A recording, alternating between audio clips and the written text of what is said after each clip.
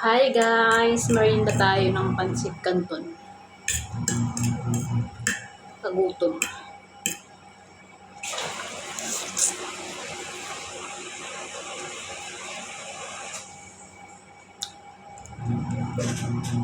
Naglilinis ako ng unit. Pangalawang unit ko na to, Airbnb. Mayroong dun sa baba. May bilihan dun sa may basement 1. Bumili ako ng pansit canton. Kasi gutom na.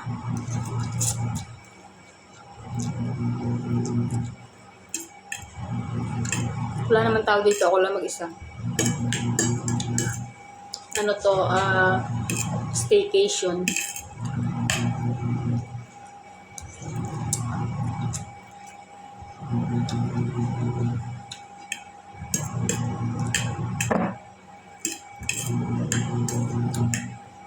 Habang nakasala yung mga kilabahin, merienda muna.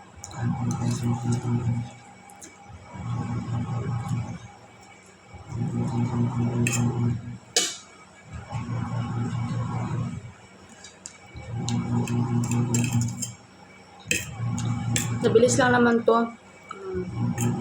Mga 3 hours lang. Wala masyadong gagawin dito kasi wala namang nakatira. Yun lang, lalabahan yung mga bedsheet, mga kumot na ginamit ng guest.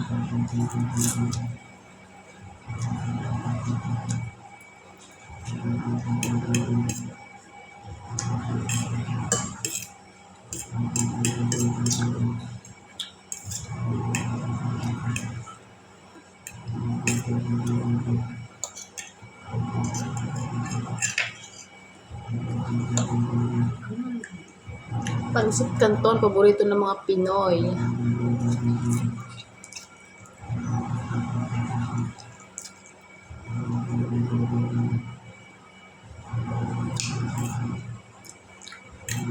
Okay lang magpansit canton.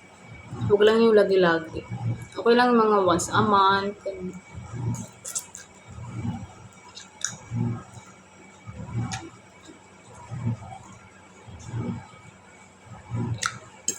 Hindi pwede yung lagi-lagi kasi maalat. Lalo sa mga bata. Kasi kailangan pagkain ng pansit canton, iinom ng marami.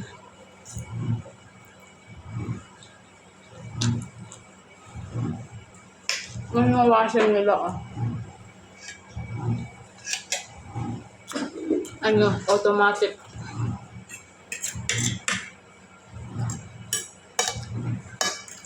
Pagsalang,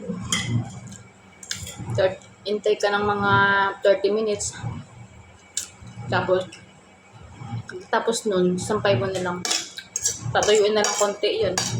Tutuyo na.